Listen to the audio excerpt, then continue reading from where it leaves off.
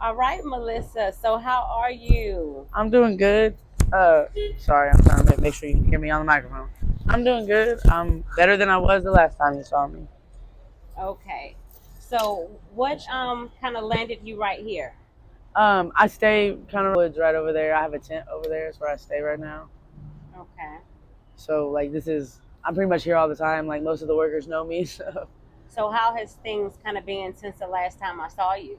a lot better. Like I've been doing a lot better. I've been getting my stuff together and everything. Like trying. I plan on going after the first of the year and everything. And like I've got some doctor appointments I got to do for my HIV and stuff. But then I'm gonna try to go to the Arlington Life Shelter after the first of the year. I've never been there, but my dude, he said he stayed there and he likes it, so that's where he wants to go. So at least you'll be off of the They help street. you. I talked to my mama Tracy. She's a homeless advocate in Denton, and I really call her my mama because like I don't really talk to my mom that much, but my mom said that she likes the Arlington Life Shelter. That's where she was at before she went to Denton and got her apartment and stuff. She said they help you get a job and all that. So Arlington does not have like transportation So, like buses and trains. yeah, that's why I have the bike. Okay. I'm a beast on the bike. Guys, she has her bike. She found her bike. You had people saying that they wanted to buy you a bike. So can you let them know your information so if they want to reach out to Yeah, help you, sure they thing. can. You can let them know. Let me. I have a Facebook. My Facebook is Melissa Jaree Varner.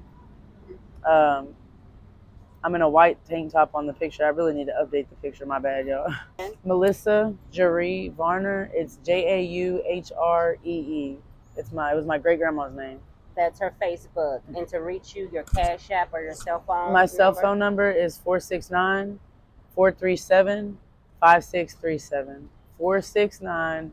469-437-5637. And do you have a Cash App? And yeah, I do. It's gonna be money sign Uh-huh. Melly Jelly 23. So it's MELLIE JELLIE 23. And that is her. You It's again. good I'm to see excited you. to see you. I've been thinking about it too. I've been meaning to like look and see, but I just got a phone. You've Just been kind of busy. yeah. I mean, it was like you said, it was destined because if I run into you a week ago, I didn't have a phone a week It ago. was destined. God is great. So, did you end up finding out if you were septic or not? I wasn't. I ended up not even. It ended up. What happened? I ended up leaving the hospital. It ended up healing on its own. Like look, Look, there's guys, the it's scar so from much it. better. It's down. It looks, That's the scar. It's all the way gone. it's It's like all the way gone. So she's in the flesh. thank you. Thank you guys for your support. I appreciate y'all. I mean, I honestly appreciate anything anybody can do. I'm trying, I'm definitely trying to do my part to, It takes a day at a time, and yeah, you're gonna get there. it does. And people really don't know that, like, really without, because your family really is everything, man. Like, that's the main thing is, like, my family is messed up. You know what I'm saying? They're messed up. My dad, you know what I mean? I got stabbed in the heart back in June 3rd. I think I told you that last time. My dad and my brother are the only ones who showed up to the hospital. My dad lives 2 hours away. My brother only lives an hour away, but you know what I'm saying? He was waiting on my dad. My mom, you know what I'm saying? My mom found out she could have been here while my brother and my dad, came together. My mom never even called really. Like, Yeah. so I mean, it's just like if you got family, man, support them, like love them, because that's really like that's why I'm out here like this. If I had my family support or any kind of like, I mean, my dad will help me. Don't get me wrong. My dad will buy me food. He'll do all that. But like, he don't understand. Like, I'm not gonna go live with my grandpa and have my grandpa tell me how to live my life and stuff. You know what I mean? That's not fair. Nobody should have to live like that. You know what I mean? I spent 11 years with my ex. I don't know if I talked about this last time. I spent 11 years with my ex-husband. I lived on my grandpa's property, man. I took care of two households. After my grandma passed away, I took care of my grandpa and his household, which included a wife and two kids because his wife didn't do nothing. And then I took care of my household, which included me, my husband, and my daughter. And then at another point, at one point, it included my brother and his girlfriend and his friend. You know what I mean? Like, and I took care of all of that for 11 years. I worked. My ex-husband worked. We bought and sold cars. At one point we were making $30,000 a month, but buying and selling cars. I mean, like, so it's like I've done all that I could do for my grandpa. I did everything to take care of him and help him. His house, he owns his house clear and free now because he had a mortgage on it, but it was in my great grandma's name. My great grandma passed a few years back. Mm-hmm. My nanny passed away in 2012, and that Mm-hmm. was her mama that passed away. You know what I mean? Mm-hmm. So like he had the mortgage company hounding him about that house, talking about coming and taking that house. We looked up we looked up what we could do. We talked to a few people. I found out, you know what I'm saying, if I basically wrote a letter saying, look, from the moment we stopped making payments on the house, you know what I'm saying, that was our termination of the agreement that you should come get the house. Every month the house has been here since then that you haven't picked it up, you got to pay this much money lot rent, and you got to pay this much cleanup fee. Once you pay this amount and the cleanup fee, you can take the house. You'll get the cleanup fee back. I had to write that all out in a letter, certify mail it to the mortgage company. Yeah. Now my grandpa owns his house free and clear. Ain't heard from the mortgage company since I wrote that letter and sent it to them. So you know what I'm saying? I feel like I've done my part. And then it's just like he just wants more. He wants more. What do you think that he wants more of you? I guess to be sober and clean? I mean, that may be the case. But at the same time, like, he knew, you know what I'm saying, that I was using. But it didn't bother him when it was helping me take care of him and, you know what I mean? Yeah. Like I'm having to redo floors in my house. I'm having to redo, you know what I mean? I'm having to take care of his house, make sure, talk to his doctors, talk to his, yeah, all that. But you know what I mean? And he knew that because him and my ex were real close. Mm-hmm. So and he knew, like my dad did drugs, like so he knows the signs, he knows, but it didn't bother him when it was benefiting him. It just whenever it's not benefiting him, and I'm not trying to do, you know, everything his way. That's when, because my ex, you would just please him, do everything to please him, do everything yes he says. Man. You say he was his yes man. Yeah, yes man. And then whenever I left, me and my ex split up, like I couldn't be that anymore. You know what I mean? Like it took too much out of me. So I mean, so you guys kind of have some unresolved issues. Yeah, and it's just like he drinks and he takes pain pills and he does all the, you know what I'm saying? He has his own. He's not perfect. Exactly. Express yourself. Yeah. So they didn't like it. I don't know what why. What they don't like is me. Like my family is very like keep things like don't tell nobody like nothing. Every family like yeah secrets. Like yeah, keep everything. I'm hurt because, like, a matter of fact, my sister-in-law sent me a message. She was hurt because I had said I was so. But the thing is like I said I was sober because that's what y'all want to hear. That's what y'all want to know. That's what y'all want. Like trust and believe that I'm gonna be sober one day. Like I am. I believe, and hopefully soon. But at the same time, y'all can't control me. If I'm not interfering with y'all's life, I'm not bringing it to y'all's house. I'm not coming over to y'all's house high. I'm not having drugs around y'all's kids. You're not stealing things out of their house. You can't tell me anything about what I'm doing in my own personal time if I'm not affecting your life. Does that make sense? Yes, it does. Like, and I'm not trying to be ugly or nothing like that, but like, there's a lot of people in this world that are really like, and I'm gonna say they're soldiers for God. Like that's what I'm, you know what I mean? That's what I feel like they are. You know, we're soldiers for God, and we are deeply emotional. Like we feel things real deeply. You know what I'm saying? Like when we're sad, it's not just sadness. You know what I'm saying? It's despair. Like, and to deal with that is hard. It's hard in this world to deal with that kind of stuff because this is a fallen world. You know what I mean? There's a lot of evil, and so we have to find ways to cope with that. You'd be surprised, man. A lot of the people out here, you might just look at them and think, oh, you know what I'm saying? They ain't nothing. They ain't homeless. That's what I mean. I mean some people. I'm not saying everybody, but you, man. I watched a crowd of people try to hold this Mexican kid because he asked this Hispanic lady for something. She's about 40, in her mid 40s. Mm-hmm. She don't speak no English. I guess she didn't give it to him. She couldn't answer him. He hit her in the side of the head. I'm talking. Her temple was black. It was bloody. And two Mexicans were, you know what I'm saying, trying to keep him at the state, waiting for the police. Mm-hmm. Well, they were mad. And then once one of them explained what happened, man, that crowd of people grew. And I saw, the other way, sir.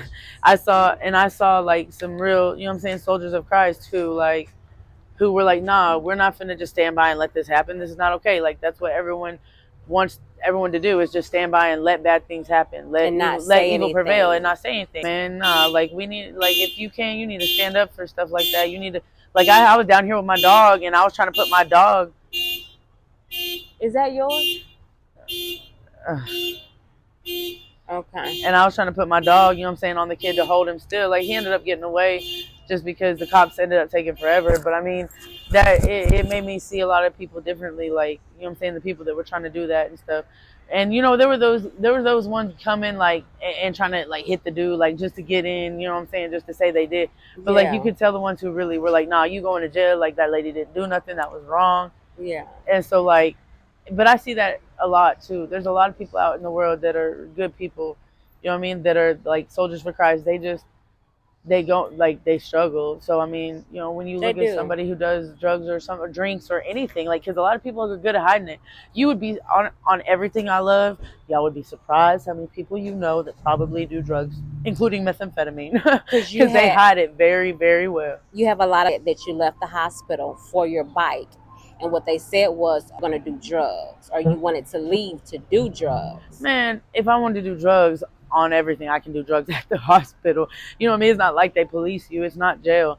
But that's not it though. It's literally because if I don't have my bike, and especially in a place like Dallas and Denton, it wasn't really a big deal. You know what I mean? They got go zone. They got I can walk from one half of Denton, from one side of Denton to the other.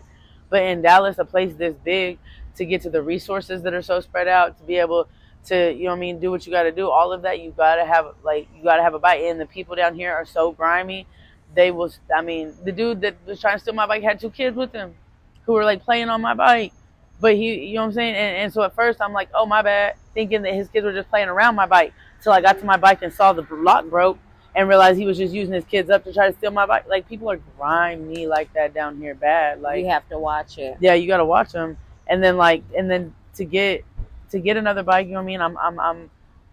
I'm homeless. Like, I don't got a lot of money. Like, I mean, I've tried to find like jobs and stuff. Like, there's stuff like the game rooms that are, you know, underground game rooms, because gambling's illegal in Texas. You don't need no social ID to get a job there, obviously. Like, I've tried doing that. Like, and I've got feelers out everywhere, but until something comes through, like, and hopefully when I go to the life shelter, it's gonna be better. But it's hard to get a bike because bikes, man, people really they're expensive.